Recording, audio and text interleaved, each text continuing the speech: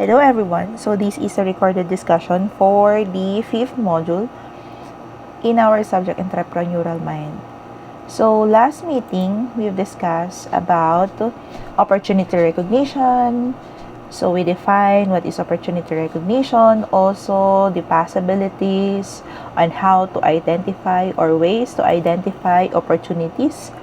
Ayan. So now let's proceed with the hospitality entrepreneurship.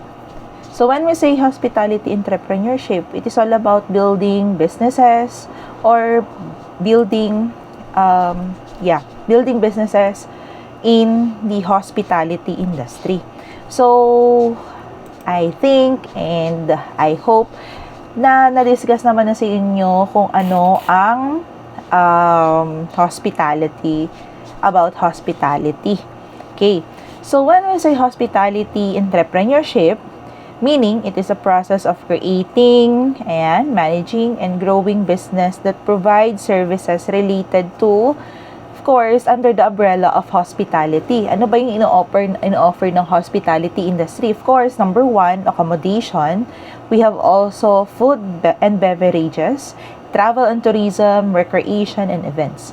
So, when we say hospitality entrepreneurship, it is also involves with the identifying opportunities and taking a calculated risk, innovations, and delivering excellent customers experiences while, of course, generating a profit. So, meaning, hindi naman siguro tayo magpuput up ng isang business na hindi tayo magigain ng profit. But initially, when we say hospitality entrepreneurship, it is all about taking a risk, innovating businesses or product in the hospitality industry. So, unlike kapag yung mga basic goods or any other businesses na hindi tourism or hindi hospitality industry or yung mga manufacturing businesses that they only sell physical products. So, here in the hospitality or hospitality businesses, we primarily offer intangible services, meaning we offer experiences. We offer memorable experiences. Okay. So, for example, when you go in a certain resort or in a certain hotel, ayan. So, hindi lang yung about the bed, hindi lang about doon sa establishment, but of course, the whole service or the whole experience ninyo, ayan, yun yung binabayaran natin. Okay, so what is the importance of hospitality? In hospitality entrepreneurship then? So of course, number one, economic growth. So it drives the national and local economic expansion through business activity. So dahil one of the importance of hospitality entrepreneurship is tumataas yung income generating, okay, ng economy natin. Second one, so of course kapag tumataas, dumadami yung demand, okay, so of course it generates employment, meaning it creates job across the hospitality industry. So, in a wide range of skills level and in the hospitality and tourism sector. So, of course, we have also another importance is tourism development. So, when we push through hospitality businesses, of course, maliban sa nakakapag-generate tayo ng trabaho, and we also help the development of the tourism industry.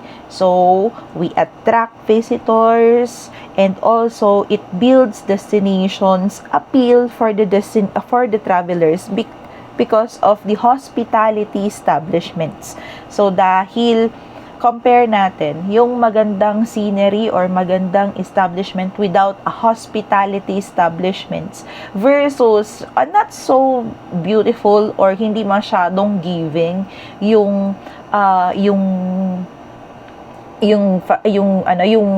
experience or tawag dito yung area pero complete Ayan, yung tourism establishment or yung hospitality establishments. So, di ba, it attracts more kasi bakit? Mas, ngayon, yung mga travelers natin, wise, yung gusto nila all in, andun na lahat. Right? So, another one is community development. So, when we say community development, of course, it strengthens local communities through a work, ayan, through investment, and of course, through infrastructure. So, dahil dumadami yung mga businesses or hospitality businesses, and of course, nade-develop yung tourism destination. So, therefore, mas napapaganda, mas napapadali. Ayan, yung mga facilities, okay, sa communities natin. And also, innovation in services. So, meaning, it pushes the industry forward for a new idea, for more ideas, for more services, and for more products na ino-offer natin sa industry natin. So, of course, what are the characteristics of hospitality entrepreneurs? Number one, it is a customer-oriented. So, when we say customer-oriented, meaning it always put a guest experience at the center of every decision. Meaning, when we put up the first goal or the vision of every hospitality entrepreneurs is to satisfy the needs and the wants of their clients. So another characteristics of a successful entrepreneurs is a constant seeks that ways or new ways to improve a services and stand out. Being a creative and innovative entrepreneur. So doon sa mga previous discussions naman natin, na-discuss naman na natin to na one of the basic skills the basic skills and knowledge dapat na meron ang isang entrepreneur is being creative. Ayan, in a way of thinking new things, ayan, or to develop new innovative products and services, lalo na at fast-paced yung industry natin. Third one, risk takers. So, a successful entrepreneurs are willing to make bold moves and of course, embrace calculated uncertainty. So, whatever possibilities or whatever yung mga tawag dito, yung meron, ayan, sa na-face natin. So, successful entrepreneur must be a risk taker. So, kagaya yung nabanggit ko nga noong nakaraan sa inyo or nung mga unang discussions natin, when we say risk taking, it is a proper planning. Yan. In the business. So, another characteristic of a successful entrepreneur is a good communicator. You must build or know how to build a strong relationship or good rapport with your clients, with your staff, and of course, with your suppliers or partners. Fifth one is an effective leader. So, being a successful entrepreneurs inspires and guides teams toward a shared vision and excellence. So, that is an effective leader. Hindi yung lulubog lilitaw or yung loss or yung nawawala. Laging nawawala, laging lutang or whatever it is. Another one is must be adaptable to industry changes. Okay. So, whatever the changes, kung may pandemic man yan, may may war man, ano yung mga possibilities. Ayan. So, they must be creative. Okay. In thinking new or to solve that problems. So, another one is financially responsible and, of course, passionate about the service excellence. So, yun kasi yung pinaka-goal natin sa hospitality industry, about service or giving quality or giving excellent service doon sa mga clients natin. So, we have here the different major areas of hospitality entrepreneurship. So, number one, we have the hotel entrepreneurship. So when we say hotel entrepreneurship, it involves establishments or managing businesses that provide accommodation and related guest services. So what are the different types of hotels? So we have luxury hotels, boutique hotels, ayan. We have also business hotels, resort hotels, ano pa?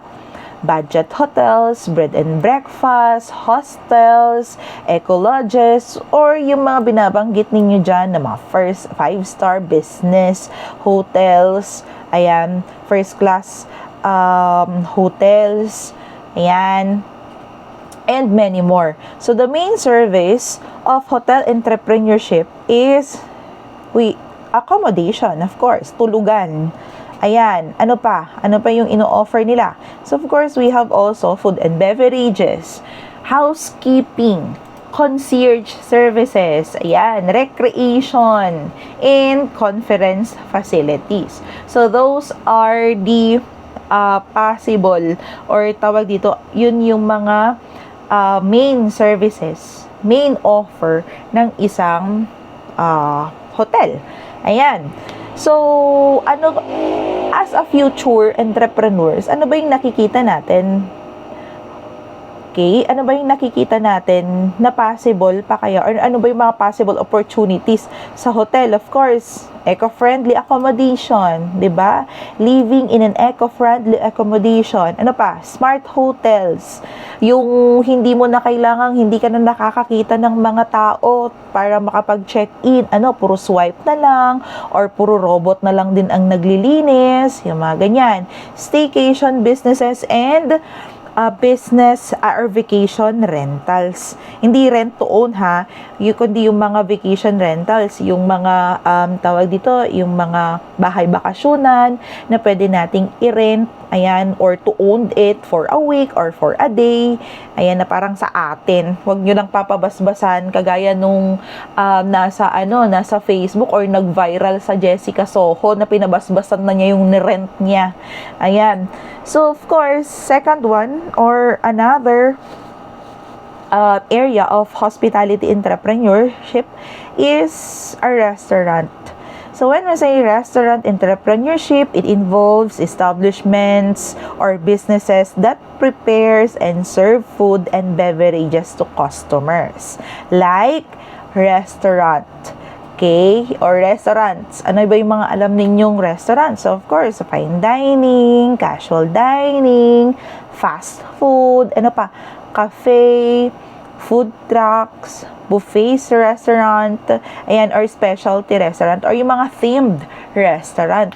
So, ano ba yung mga possible na, or ano ba yung opportunities in the entrepreneurial or in this restaurant entrepreneurship? So, of course, ayan, yung mga healthy food concept restaurant, or yung mga plant-based restaurant, or likely yung mga farm-to-table dining, meaning, ito yung mga mag-harvest ka, tapos ipapaluto mo, or mag-harvest ka, tapos kayo na mag-ihaw-ihaw, yung mga ganyan. So, we have also cloud kitchen, and mobile food trucks. So, the success factors naman dito sa restaurant entrepreneurship is, of course, the quality of food. Okay? So, when we say quality of food, as is, gaano ba siya? Ano ba ang meron sa pagkain ninyo? Okay?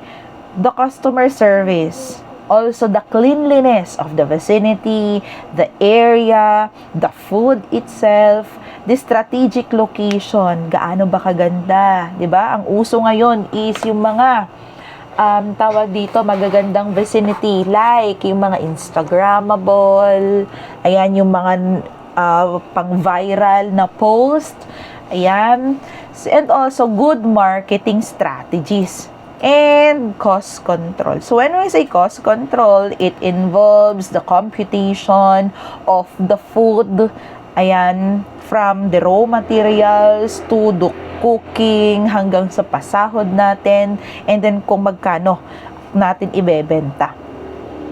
Okay? So, another one is catering entrepreneurship. So, when we say catering entrepreneurship, it focuses on providing food and beverage services for special occasion and events. So, of course, ano ba yung mga ano natin? Ano ba yung mga event service? Ano ba yung mga kinikater natin? Yan, mga weddings, birthdays, ano pa, corporate events, conferences, ano pa, school functions, and many more. Ayan, na mga event, catering. Okay, so ano ba yung mga possible of entrepreneurial opportunities? Ayan, healthy meal delivery or healthy meal options. Ano pa? School lunch services or likely luxury catering. Ayan, so those are the possible or marami pa eh. Ayan, entrepreneurial opportunities in the catering entrepreneurship. So what are the skills needed to be successful in this type of hospitality entrepreneurship? So of course, number one, good food preparation. Okay?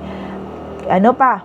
Menu planning or okay, and another one is costing. So costing includes the food, ayan, the packages, yung tawag dito, yung mismong pag-design, yung mga tables and chairs, and many more. Okay, event coordination, and of course, ang pinaka-importante dito is the customer service. Okay? Next one is the travel entrepreneurship. So, when we say travel entrepreneurship, so it involves businesses that assist travelers with transportation, accommodations, tours, and travel-related services. Meaning, ito yung mga nakikita nating mga tour packages, yung mga ganyan. So, it includes in travel businesses, it includes yung mga travel agencies, it includes also tour operators, ano pa, yung mga transportation services, yung mga nagpaparent ng mga sasakyan, ano pa, yung mga tour guides, or tour guiding, and the destination management companies. And of course, it includes also, or related, dapat, when we say travel entrepreneurship, it also curated yung mga tawag dito, yung dun sa mga accommodation, yung mga ganyan, and other hospitality industry. Okay? So, when we are into travel entrepreneurship, you must know kung ano din ang meron dun sa destination na binibenta natin. Ayan, hindi lang basta hinahatid natin sila doon. Okay? So, fifth one is event entrepreneurship. So when we say event entrepreneurship, it involves planning, organizing, and managing events for individuals, ayan, business, and organizations. So what are the different events? Kagaya dun kanina, so a lot of events like social events. Ayan, pag sinabi nating social events, it includes yung mga reunion, anniversaries, and other social gatherings. So, we have also yung mga corporate events, like yung conferences, ayan, seminars, ano pa, product launches.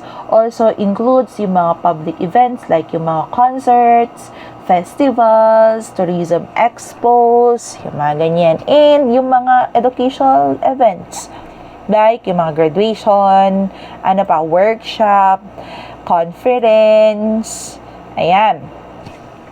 So, what are the different or what is your responsibilities as an event entrepreneur? So, of course, you must do or you must good in event planning. Ayan. Another, budget preparation. Also, venue selection. And of course, you must know or you must do coordination to your suppliers. Pag sinabi niyang suppliers is yung event, yung venue natin, kung sino yung sounds and lights, and many more. Okay? Also, good in risk management. So just in case may concert, biglang umulan, so what will you do then? So dapat may second plan, yung mga ganyan. And lastly is customer satisfaction. Okay. So, satisfaction of your clients, satisfaction of your guest, and the overall satisfactions ng mga tawag dito pumunta. Ayan, sa events natin. So, what are the entrepreneurial opportunities? Yan, hybrid conferences. Or yung mga, tawag dito, yung mga may face-to-face, may naka-face-to-face, at saka meron yung possible online, yung mga ganyan, na mga conferences. Ano pa? Destination wedding. Yung nasa tuktok ka ng bundok mag-ikakasal. Yung mga ganong uso. Ano pa? Corporate event management. We have also yung mga virtual events. So, how will you do that? Sino yung magiging speakers? Yung mga ganon. Sino ang magiging MC or whatever it is. So, of course, when you into the hospitality, ayan, businesses, so of course, we may or may mga tendencies or hindi natin may iwasan na face tayo ng mga challenges. So, kaakibat ng success ang mga challenges. So, here are the common challenges in hospitality entrepreneurship. Of course, number 1, intense competition. So, it is the market demand. So, merong mga differentiation in terms of giving quality services doon sa mga clients natin. Ayan, or in terms of yung market, ayan, yung market strategies natin compare sa mga tawag dito, yung mga nasa competition natin. And of course, the pricing. Ayan. Second one, high operating costs. So, in the hospitality industry, kahit na in demand, it includes high operating costs. That, of course, ano ba yung mga kasama doon? Staffing. Hindi naman pwedeng mag-hire ng kung ano lang ang napulot mo sa labas. So, kailangan skillful. Right? So, utilities or the facilities, the supplies, or the pressure, or tawag dito, yung pressure ng demand na meron tayo, or the pressure ng innovation sa industry natin. Okay? Kagaya ng, kagaya ng technology. Okay? So, it demand or this technology demand high cost in the operation. Another one, seasonal demand. So when I say seasonal demand, yan, depende kung ano yung season natin. Kagaya na nabanggit ko nga sa inyo nung nakaraan, we have peak season and lean season. Pag sinabi nating peak season, ibig sabihin ito yung marami tayong mga guest. Pag sinabi nating lean season, ito naman yung masyadong or medyo nasa margin or mababa yung sales natin. So, seasonal. We are seasonal in demand. Okay? So, dahil sa meron tayong dry season and wet season, so depende. Ayan, depende na lang sa demand ng mga festivals, kung nasa catering ka or nasa events ka, yung mga ganyan. And of course, another one, labor shortage. So, meaning, finding and retaining skilled hospitality workers. Pero, di ba, ang mahirap kasi ngayon, nagtrabaho, may work experience, mamaya nasa abroad na. Ayan, or iniiwan na tayo. So, nagkakaroon tayo ng shortage ng worker or skilled, ayan, na worker. Tapos magpapatraining na naman tayo, yung mga ganyan. Another, changing customer preferences. So, alam naman natin yon. And it is the demand of the hospitality industry. Ayan, the customer preferences. So, many guests may experience or may, tawag dito, expecting something better lagi. Ayan, kapag once na nasa industry or nasa hospitality industry or lagi kapag nag-acquire sila ng mga hospitality businesses. Okay. So, another also is economic downturns. Yan. So, when we say economic downturns, ito yung pagtaas, ayan, inflation ng mga bilihin. Okay. Tapos, walang masyadong mga guest. Ayan. Another is yung health and safety regulations, lalo ng mga pandemic. Okay. And of course, technological advancements. So these are the common challenges in the hospitality entrepreneurs. Now, what are the factors for success? Okay, as a successful entrepreneurs or entrepreneurial businesses or hospitality businesses, so it requires, number 1, digital transformation. Bakit wala? Wala. Ayan. So, of course, we have the excellent customer service. So, when we say excellent in customer service, so alam mo dapat kung ano ang meron sa mga clients natin. So, it is very much important to us as the hospitality entrepreneurs to be knowledgeable. Meaning, kailangan nating alamin kung ano, sino ang mga guest natin. So, market research or research is very much important. Ayan, kapag nasa hospitality business, hindi lang basta meron ka or capable ka to build your own hotel is nag-build ka na without even understanding if who and why or tawag dito or ano yung mga gusto, ayan, needs and wants of your clients or the demand of your clients. Another one, strong leadership. Okay, a strong leader must have a strong vision. Okay, also, you must be an innovative. Okay, also know how to do an effective marketing. Yan, kasi lalo na ngayon, one post, 'di ba? Isang comment lang na mali sa'yo, wala na. Or isang negative comment lang sa atin, okay, wala na. Or hindi lang tayo nakikita or hindi lang ka lang active doon sa page natin or sa page or sa web ninyo.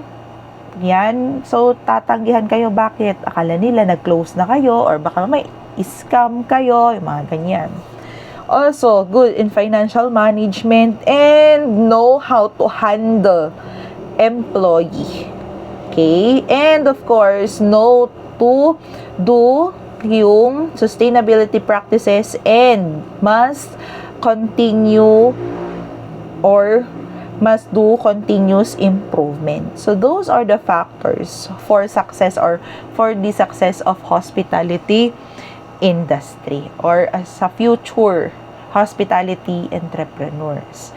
So, what are the current trends in the hospitality entrepreneurship? Yan, digital transformation, online booking, mobile check-in, and a paperless or contactless payments, okay, to redefine the guest journey. So, ngayon, hindi mo na kailangan,